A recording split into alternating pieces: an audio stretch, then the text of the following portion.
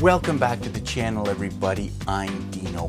Well, it is a cold, wet day here in Niagara Falls, Ontario. It's only about 2 degrees Celsius or 34, 36 degrees Fahrenheit. It's wet and it's a perfect day to be down here in my heated basement to work on the next step of the Suzuki DR650 3D printed dash. I've made some headway over the last 2 or 3 weeks, and today I'm going to try gluing this up with a couple different types of glues and tell you what my thoughts are and which direction I'm going to head in as we assemble this 3D printed dash. So why don't you sit back, grab yourself something warm to drink, and enjoy Dino's Tinker Shed. This is going to be a sticky situation. See you in a minute.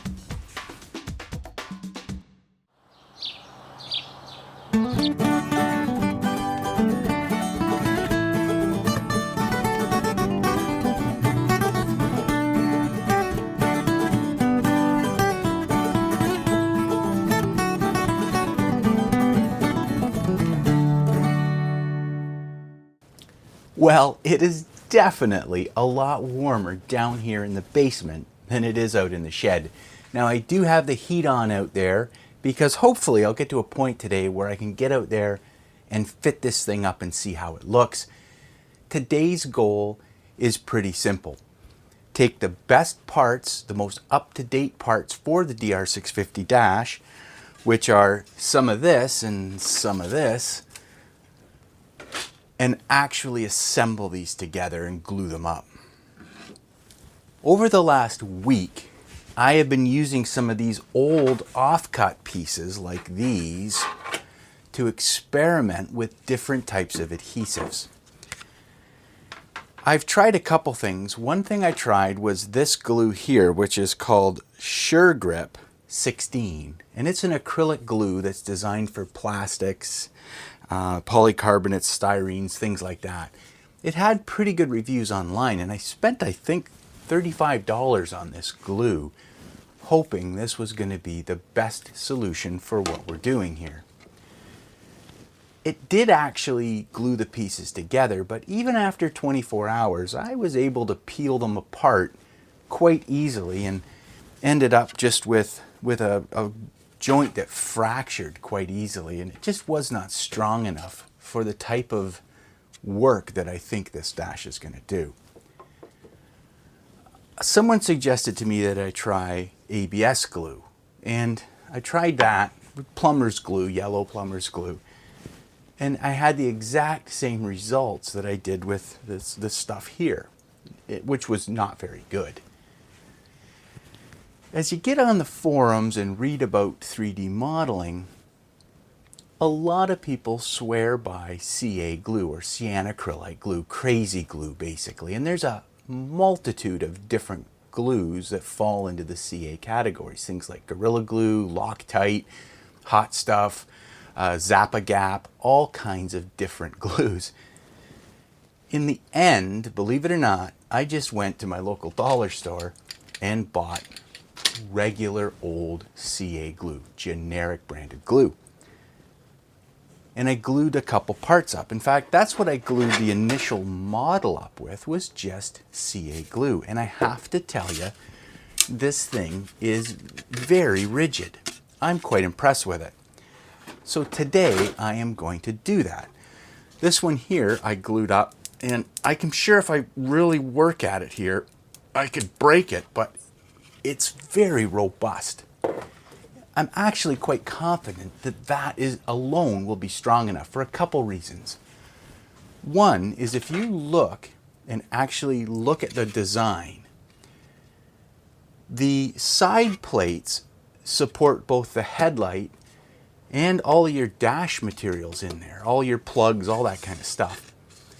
So the majority of the stress will be on the panels themselves and not the joints. If the joints fail, technically the fairing, the light, everything will still be attached to the motorcycle because these side plates support all the load. So that alone makes me quite confident in the fact that this glue is probably going to hold up. However, I also purchased some 20 millimeter fiberglass ribbon tape that I'm going to use with CA glue, just like regular fiberglass, to reinforce the corners, to add a little bit of extra security, just a little bit of confidence in the design itself. Before we even get to the gluing though, I do want to install the two threaded inserts I need to hold on the fairing, because I want to make sure that those are also strong enough to hold the fairing and windshield on once this thing's mounted to the bike. Now, I've never ever used these melt-in threaded inserts, but today we're going to do this together. So let's get started right now. As I said before, I have never used one of these type of melt-in threaded inserts, but it sure looks intriguing. The kit that cost around $23 comes with an adjustable soldering iron, and it ranges from 200 to 450 degrees Fahrenheit, an assortment of tips that are designed to fit into the threaded insert and allow you to push it in relatively straight, and of course an assortment of threaded inserts themselves. These I think are M6. This is the threaded insert we're going to use here, and the threaded insert itself has sort of a thinner end here that is going to fit into the plastic and allow us to just push it in and hopefully secure it. Now the part that I'm going to use that on is right here, and it's this hole itself. This is where the fairing mounts to the outside of the plate here. I'm going to install the threaded insert from the inside so that it has maximum strength. It'll actually have some resistance from the outside of this hole. We're going to try that, but I don't want to do it on this part. This one is the final part that I want to test. So before we put the threaded insert in here, well, I'm going to try it on a piece of scrap. So let's try that.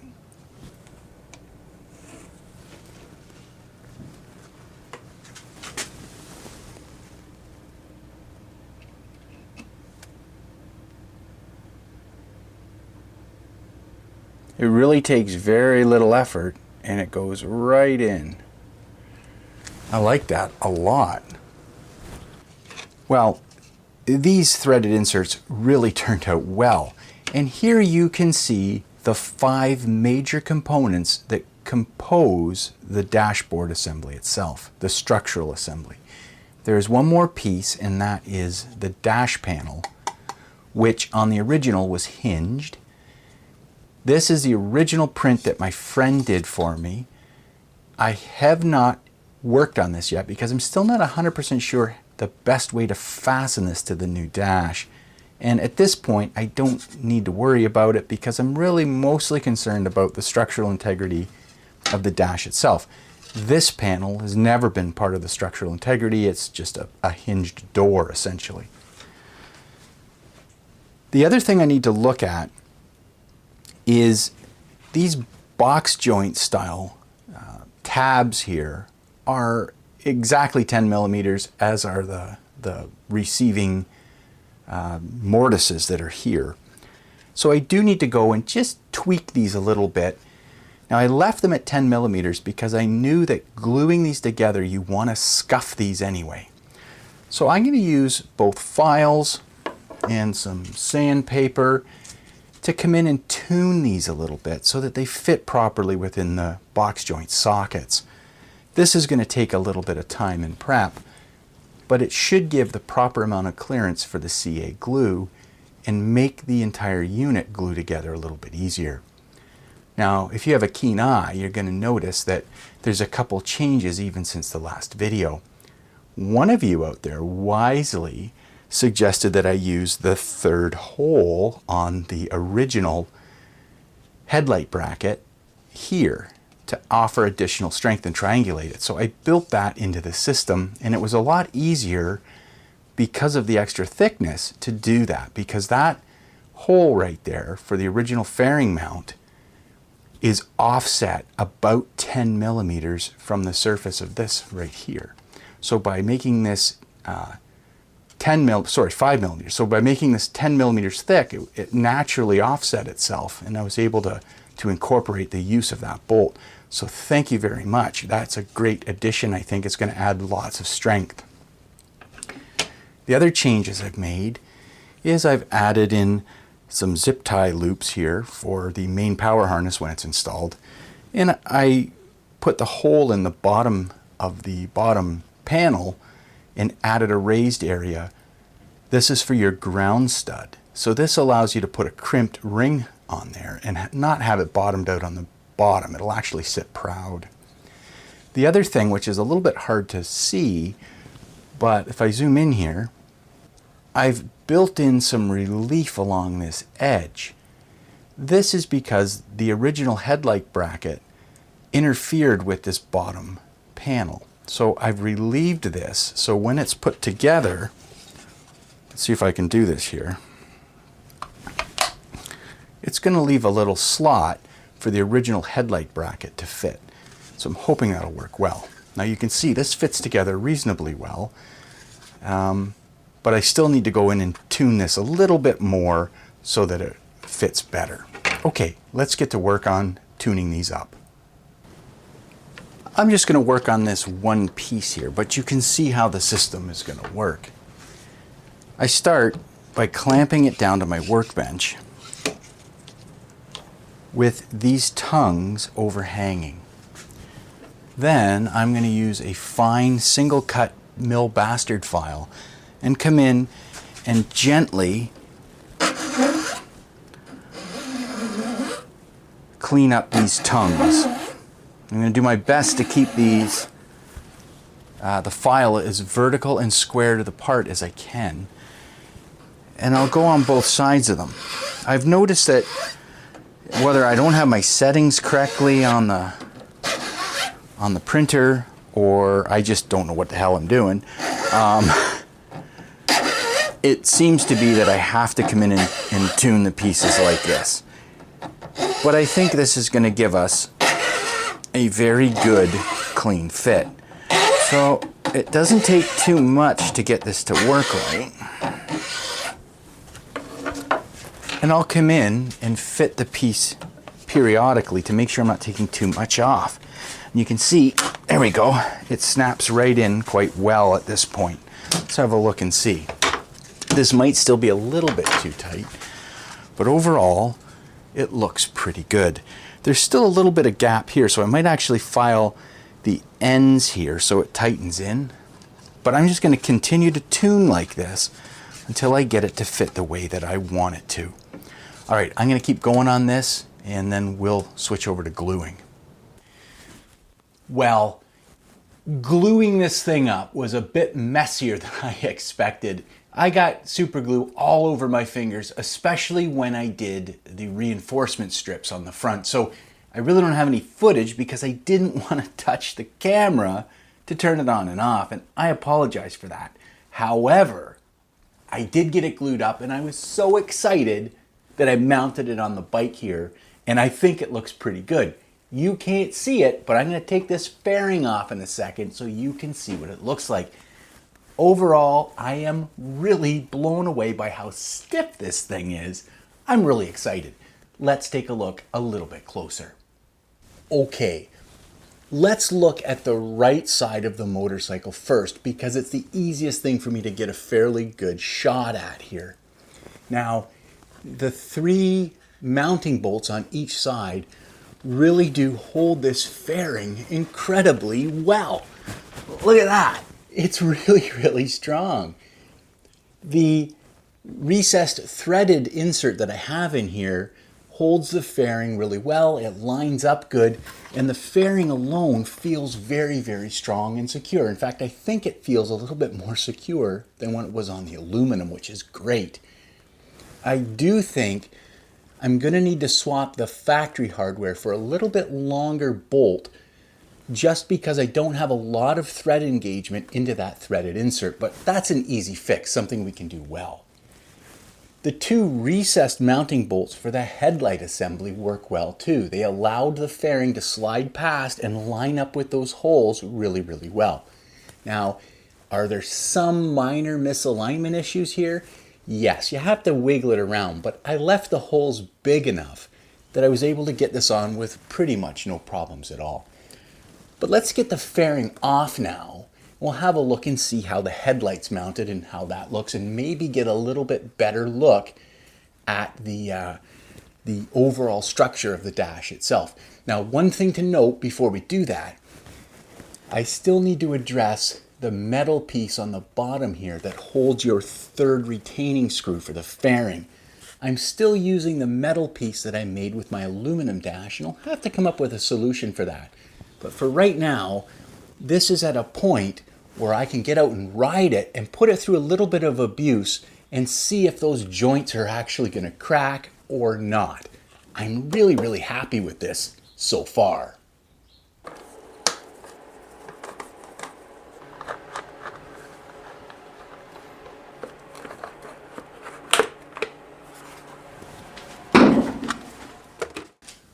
Okay, here you can see what it looks like with the fairing off of it. It looks pretty good. I reinforced these two edges up here with some fiberglass and thick CA glue, and it really did harden up really well. I wonder though, if I was to use just standard fiberglass resin to do that, if it might be a little bit easier to work with. Like I said, I had a bit of a hard time getting that stuck down while the glue was still in an open state. It went from liquid to hardness almost immediately. So this was a little bit tricky to do. Like I say, my fingers were covered.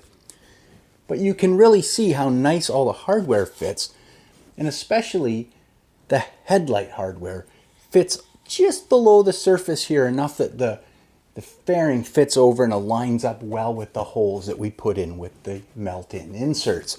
I really like it. And again, it is so much more durable with that third bolt in there. And I really do thank everybody for their input on how to improve this. This was definitely one of the best ideas I had come in from you, the viewers. And it hides everything even better. I think it looks much more professional, much more solid. It just makes the whole dash feel better.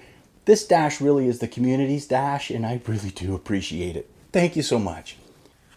I really think the light mounted up well too, and you can see just how sturdy it is in there once everything's tied together. And again, the light and the side panels are all tied together directly into the frame. This front panel and all the other ones don't really offer any additional support to the headlight itself. If anything, the bracket that the headlight is attached to offers more rigidity to these side panels, making it just much more rigid than I ever thought this thing would be when I first started building it. Again, I'm really, really, really happy with what I'm seeing so far. I like that a lot. I really do. And with that, it wraps up today's video on the DR650 Dash. I really hope you enjoyed it. If you did, leave a comment down below. Let me know what you like. If you see improvements that could be made on this dash, by all means, put those down there too. I do read all the comments. I just don't always reply to all of them. Life catches me up, and sometimes I just don't seem to have time to respond to them all. The next thing I'm going to do here is put the fairing back on and take this thing out and start to ride it a little bit.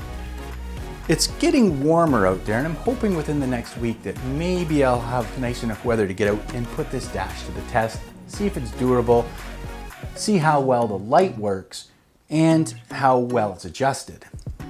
But until then, you have yourself a great day. Get out there and do some tinkering yourself. It's a lot of fun. But until then, remember, tinker easy. I'll see you soon. All right, this mounted back up on here.